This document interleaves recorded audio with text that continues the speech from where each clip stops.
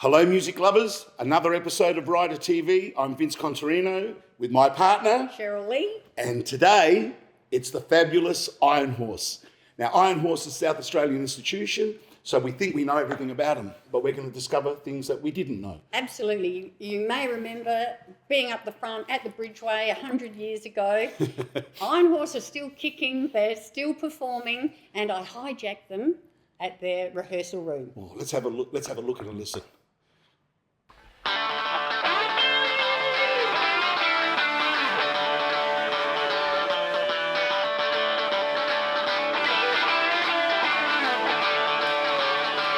Well, I'm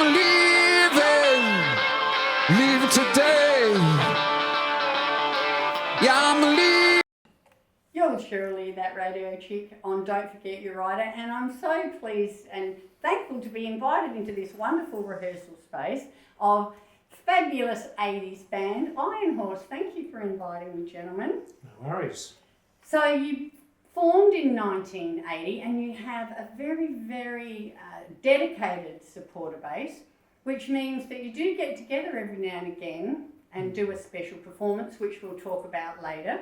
In 1986, though, you brought out your first album, Lost Weekend. It's a favourite one of mine. I play it on the radio all the time. Number 5 on the local charts, number 54 on the National Kent Report. Congratulations. Do you want to tell us a little bit about how this album came about? Well, yeah, like most bands at the time, we did the rounds with the various record companies, and a lot of it, the music for them was just a little bit not in their scope. But then we were very hopeful with Mushroom Records, and I was with our manager at the time when we did a bit of a teleconference, and I just didn't remember, came over the loudspeaker because they were kind of interested in us, and the A&R person was a lady, and I remember her voice, and she says, "Yeah, look, I don't mind the music, but God, they're ugly." and of course, you know, the 80s, we just didn't look the part. We had long hair, beards, and we were a bit scruffy looking, I must admit, and that was not what was happening in the 80s. She wasn't talking about me. No. So consequently, we just went independent and scratched up the money between friends and a few supporters, and we got it out. It's a great album, as I say, I play it all the time. Now, what do you do in the band, John? Maybe, are you play drums? Well, I've been known to hit these things they call drums, and I'm still getting my head around them, and one day I'm going to Master it. Yeah. And Dave? Yes, Dave vocals. Stone. Dave Stone. Vocals and guitar, a bit of banjo, a little bit of harmonica. Nice. And Kevin Perks. Bass guitar. And vocals. And John Yacker on drums. The 3 of the original band members. Who else have you got in the band at the minute? We've got a Sean Pilkington, who's also lead vocals and guitar, and he would have been here tonight, but unfortunately couldn't make it. And he does live quite a way away from us, so but he'll be here very shortly for rehearsals. A rehearsal for the big gig. That's Now, it. you guys have some pretty heavy hitters have been very privileged to play with you guys, like B.B. King, Deep Purple, Joe Walsh, Canned Heat. I bet there's some stories there. Are there anything you can tell us that won't get you jailed or murdered? Do you want to tell us, Dave? There was one incident when the band was doing the Deep Purple support at Memorial Drive, and we were about half an hour from going on stage. We'd done our sound check and everything, and we're waiting in the band room, and all of a sudden we had a visitor, and that was John. Well, that was Deep Purple's manager, and he actually came up to me and said, "Look, we've just had a phone call from the union, and you guys aren't members of the union." I said, "Yeah, that's right," and I started to tell him why, but he wasn't interested. He grabbed me by the arm and he said, "They're on the phone, tell them you're joining the union right now." Or Because else. otherwise the concert's not going They'll ahead. shut the So show, he squeezed my arm, and so I said, "Yes, we're quite happy to be members of the union." And so they signed us up that night. Before we the show went on. went ahead. Yep. And Monday morning I You was resigned. in their office and we resigned, but I explained to them why. Good on you. And look, just on that, many years later I was involved in forming what became SA Music. It was originally called the Rock Pool, and I was on the original committee. SA Music Hall of Fame? Is that No, right?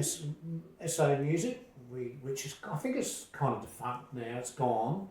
But we started a thing called the Rock Pool, which was a collection of South Australian music industry people, including musicians, agents, venue owners, the Musicians Union. Yeah. And her name escapes me at the moment, but I was kind of like a standing joke with her. You know, she would always say, "Yes, IronHorse, sign them up on the Friday." They resign. On the Monday. Oh. So if you do want to get your hands on this album, you can go to the Facebook page, IronHorse Band Australia, and follow the link to get it. It's hard to get sometimes. Yeah, it has been, but lately we've always had stock on supply. So there'll be plenty of stock at the upcoming gig. So I remember seeing you guys all those years ago quite a few times at the Bridgeway. Would that have been one of your main venues?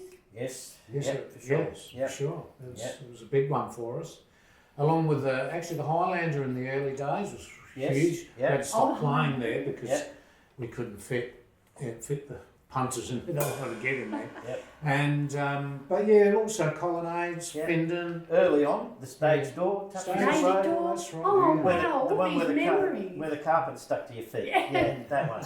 Yeah. And the Larks Pier, did you go down there?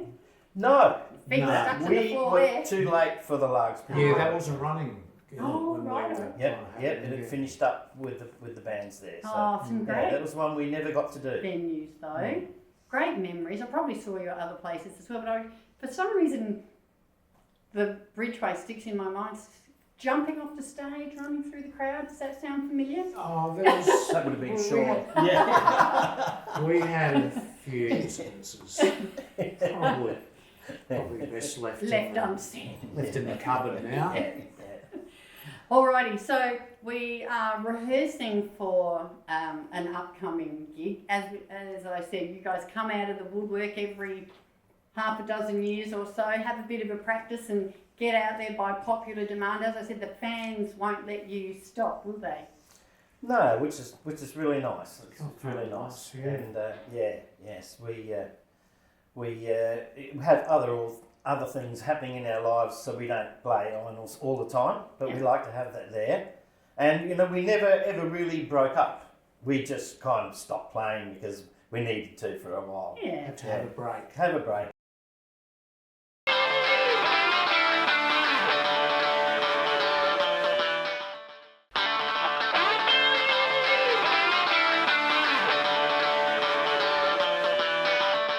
Also, is there going to be a second album? So you guys have also performed under the name of the Hurricanes and Cosmic Desert. I think Desert, Cosmic Desert did have another album. We did Yeah. release one. Yeah. Now I know there's some material there. Are you going to hear it first here? Have you got a scoop for me? Well, There's there certainly is. plenty of material there. Yeah, there is Yeah. actually a second. There was a recording done many years ago, and we were going to release it, but then we thought, I don't think anyone's going to be interested. Oh. And then when years rolled by, and we thought that there might be interest in it, I kind of went back and listened to it and thought I wasn't really happy with the recording, and we've written other stuff as well as that. So there's a good album and a half, if not two, there. And in fact, the last time we got together for the last reunion, we spat out two of Dave's new songs brand in new one ones. night and recorded them. But I'm not sure if we'll be playing them this time round or not. So the material's there, but we still kind of wonder, would anyone really be interested? Oh, look, I don't know. I can talk on behalf of the fans because I am one. Nostalgia music, it's big. We love the fact that music transports us back in time. It just takes us to a time before we had mortgages and kids and bills and, Yeah. Back to when we were free and easy. Yeah. When we talk to our followers and that, you know, the story of the band is interspersed with marriages and children and events of people's lives that have gone on over this long period of time. You know? Yeah, I think the fact that this album is so beloved and the band is so beloved is testament, and I think you should do it. Yeah, our gigs quite often are like a big family reunion. Our last reunion gigs were like everybody knew everybody, you know, it was great. That's right. Yeah, really special. So you're joining forces with a couple of our other Adelaide bands coming up soon at Hermage? No, it's going to be Featherton Theatre, and we're going to have Vince Contarino with. He's actually going to use the band Lazy Eye on the night to back in. We're going to have our old original bass player. We had our very first bass player with IronHorse with us for 3 years. That was Brett Hand, and Brett's band will be playing. So that's 63 Deluxe, and we've got Stuart Day. I think a lot of people would probably know Stuart Day, and he'll be opening the show. So there's going to be 4 acts, and it's going to be a fun night. So get onto the Googleometer, get your tickets for Thebby Theatre, another one of our great Adelaide venues, because if you miss this, you're not going to see him for another 5 or 6 years. So get your tickets and I'll see you down the front. Yeah, you might be too old in another 5 or 6 years. We'll be there with our walking frames, don't you worry.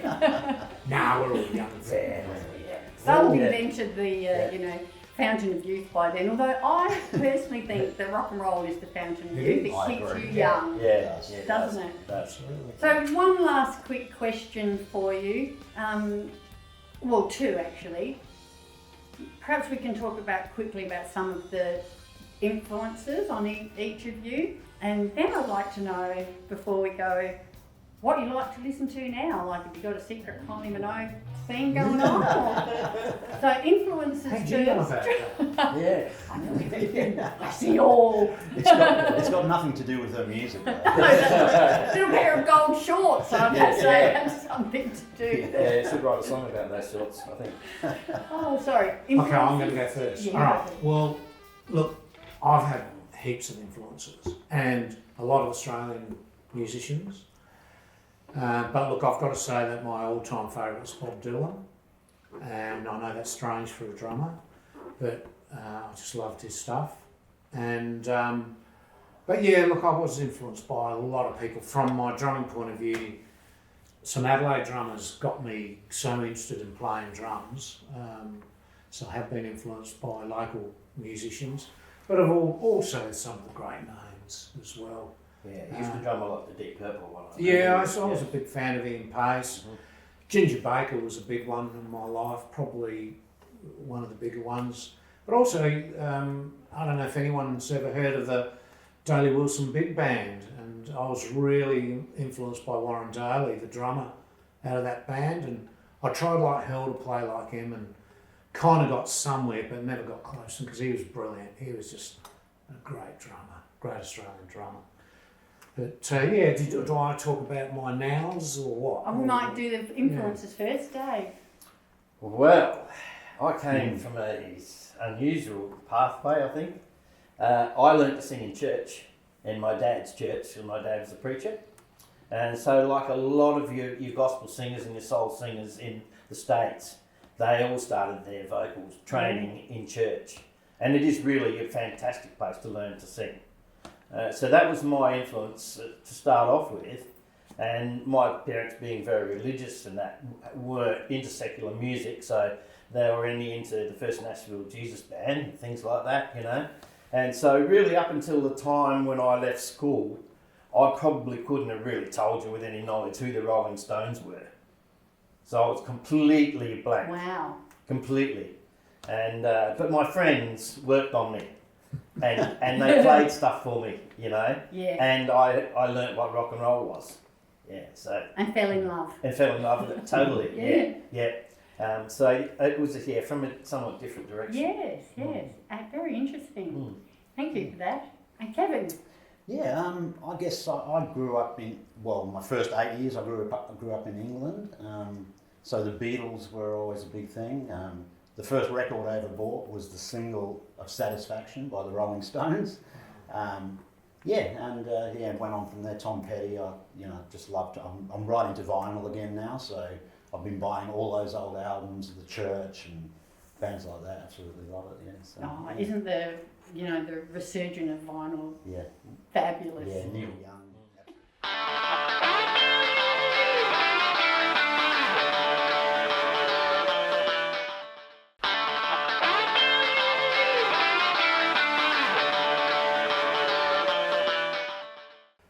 I think I was first of all through John, and it was influenced by Bob Dylan, and probably was introduced to the power of words and his word pictures, which would fascinated me as I read about how he would do these word pictures, and that's what you would see as you listen to the song, Absolutely.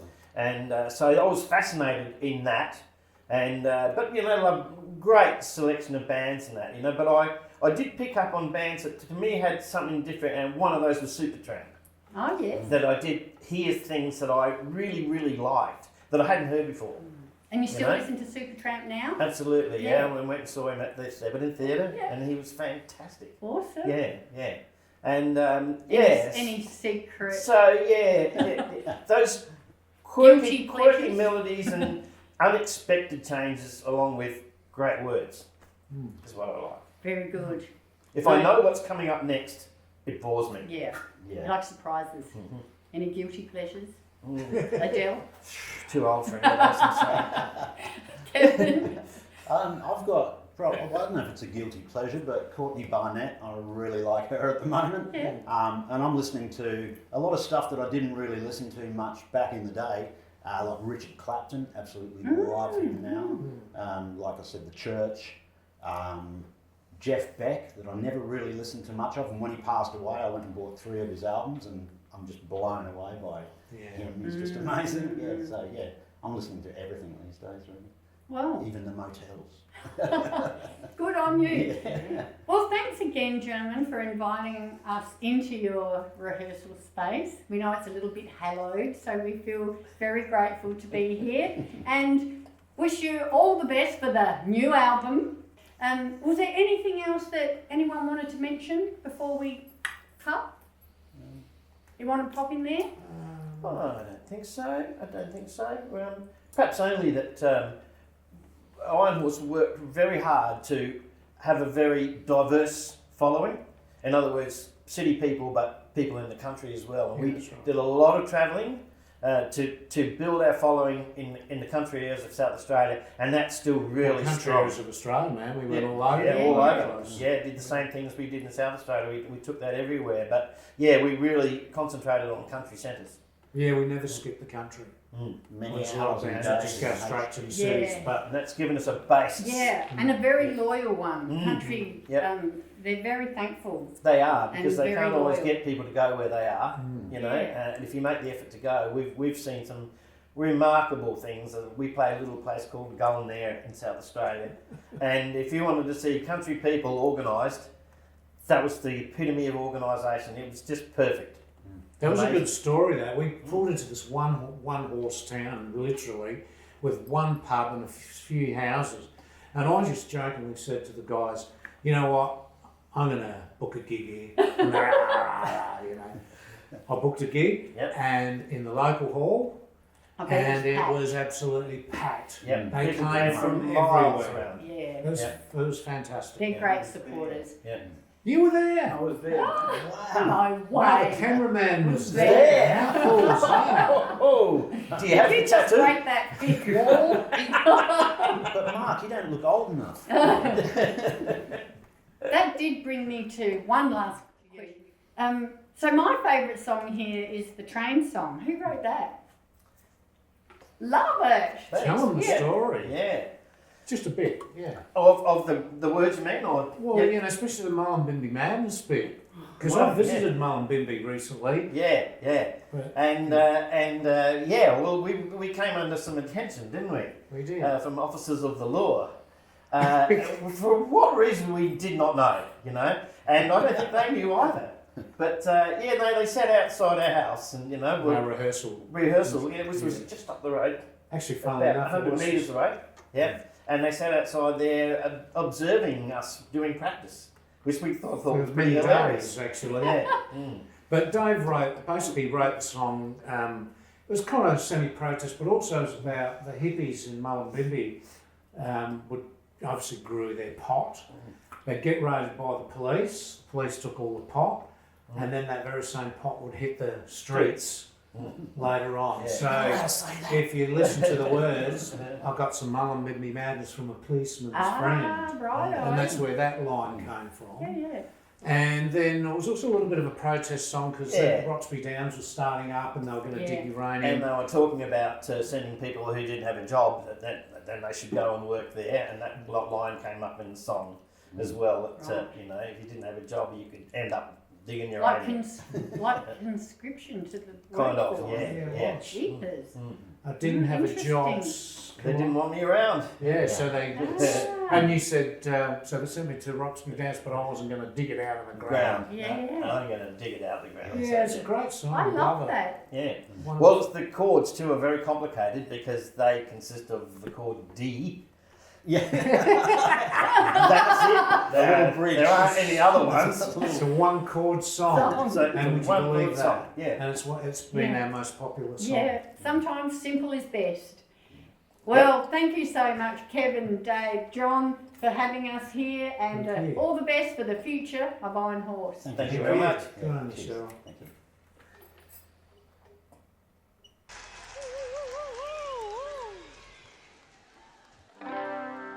Okay, here's one off the Lost Weekend album, and this one's written by my mate Nick Patina. He's here tonight to hear his song. Goes like this.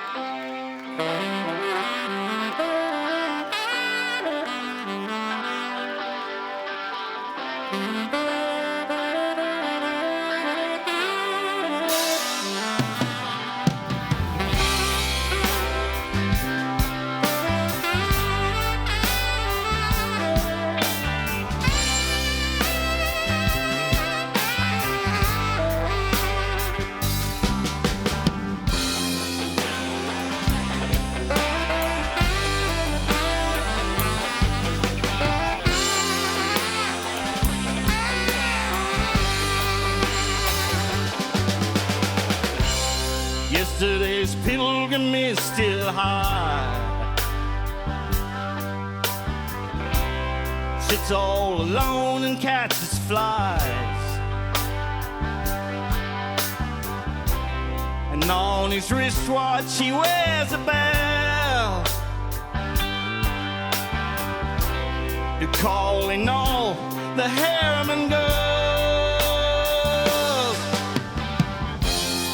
Oh, big brother watches over me. He must be blind 'cause he can't see. And the music too comes over you.